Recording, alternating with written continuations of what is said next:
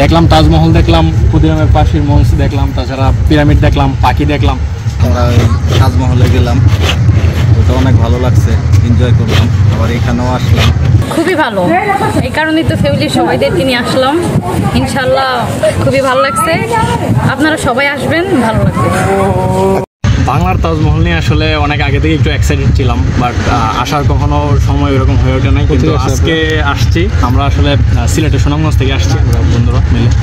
তো দেখলাম তাজমহল, দেখলাম ক্ষুদিরামের পাশের মঞ্চ দেখলাম, তাছাড়া পিরামিড দেখলাম, পাখি দেখলাম। আসলে ইন্ডিয়ার আদলে তৈরি বাংলাদেশে এই ক্ষুদ্র পরিসরে যে তাজমহল দেখে আসলে আমরা আনন্দিত, এবং ছোটবেলা থেকে যে এক্সাইটেডটা কাজ করছিল ভিতরে দেখে আসলেই ভালো লাগতেছে। আমরা তাজমহলে গেলাম, ওটা অনেক ভালো লাগছে, এনজয় করলাম। আবার এখানেও আসলাম, একই টিকিটে দুইটা পরিদর্শন করতে পারলাম, এই জন্য মনে করেন যে অনেক ভালো লাগছে। ঢাকাতে আসছি, বাংলাদেশে তাজমহল দেখতে আইলাম।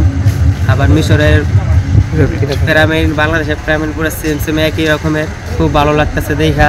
আমার কাছে খুব আনন্দিত। মোটামুটিভাবে আল্লাহর মধ্যে ভালো দর্শনার্থী আসতেছে, প্রতিদিনই যথেষ্ট পরিমাণে দর্শনার্থী আসেন। কেননা এটা ইন্ডিয়ার তাজমহলের আদলে তৈরি করা হয়েছে। সবার তো আর সাধ্য কুলায় না ইন্ডিয়াতে যায় তাজমহল দেখার জন্য। তাই যারা বাংলাদেশের স্বল্প আয়ের লোক আছেন, ওনারা যথেষ্ট পরিমাণে আইসা আনন্দ উপভোগ করতে পারেন। এমনকি বহির্বিশ্ব থেকেও যথেষ্ট পরিমাণে দর্শনার্থী আসেন আমাদের বাংলার তাজমহল উপভোগ করার জন্য।